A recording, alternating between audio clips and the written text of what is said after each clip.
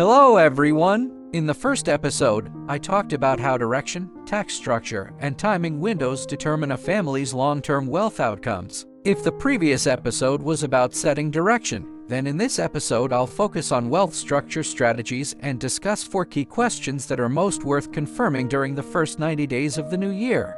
I want to address a very practical question. Why do some new immigrant and high net worth families feel more relaxed the more they plan, while others feel more pressure as their income increases? The answer is not about working harder, but about whether they enter the right strategic level early enough.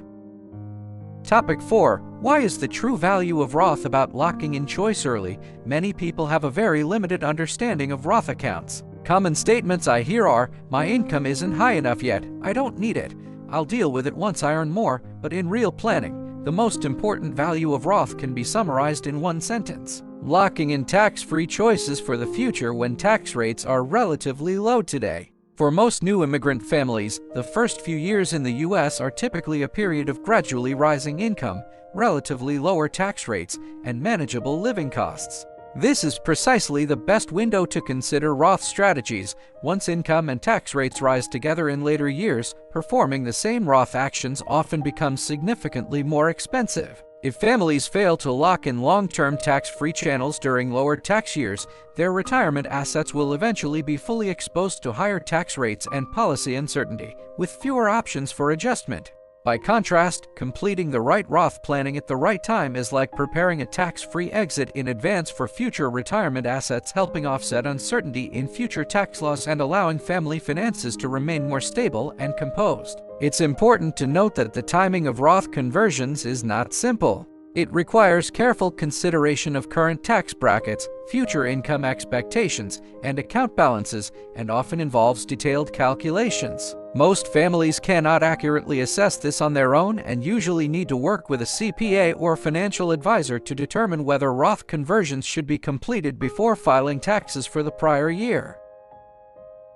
Topic 5. Why does true financial security for high net worth families ultimately come down to cash flow? Many high net worth families share a common trait: they have substantial assets yet feel increasingly anxious about the future. The reason is not complicated. They possess paper wealth but lack structured, predictable cash flow.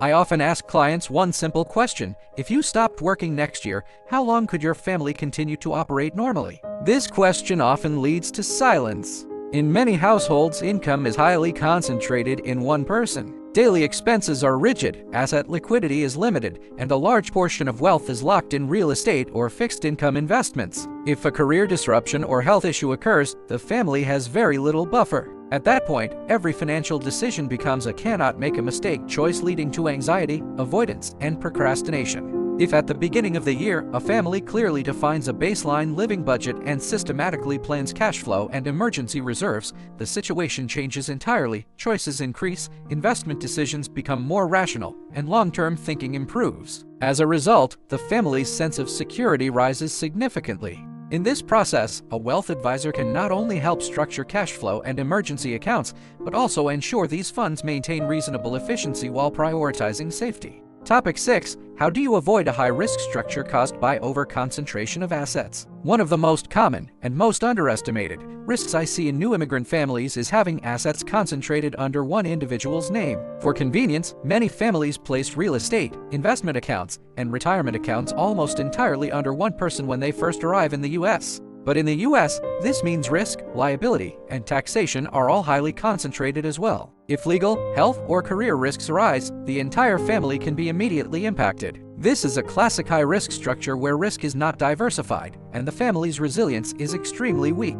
Although structural adjustments take time and planning, the beginning of the year is the ideal entry point. You have a full year to implement changes gradually. A well-designed structure allows risk to be isolated rather than concentrated, providing real protection for spouses and the next generation. Experienced wealth advisors often have proven methods and case experience in this area and can help families build more resilient structures while remaining fully compliant. Topic 7. Why asset changes and wealth transfer are never future problems. If you are a new immigrant, overseas assets can never be left untouched indefinitely. At the same time, changes to family wealth are not always within your control. Changes in residency status, inheritance events, and tax policy shifts can make asset transfers and structural adjustments unavoidable and often costly. I've seen many families recognize the seriousness of these issues after an inheritance or major event occurs, when flexibility is already extremely limited and they are forced to accept outcomes they never wanted. In reality, asset transitions and wealth transfer can and should be planned in advance. The key question is whether you've already identified potential risks. The beginning of the new year is the right time to systematically review family financial risks, to identify danger zones, determine whether flexibility should be preserved, and ensure that wealth transfer can be handled with greater confidence and calm. With this preparation, regardless of unexpected events in the future, the family already has a clear framework for response. These 4 topics are all about early strategic positioning for the new year. What truly makes families feel at ease is never complex tactics, but entering the right structure early enough. In the next episode, we'll discuss the key tools available at the start of the year that can help you integrate and build a family financial system capable of operating smoothly over the long term. If today's discussion resonated with you, if you have questions, or if you'd like to share your thoughts, feel free to leave a comment or reach out for a deeper conversation and planning support. Thank you for your attention, and I'll see you in the next episode.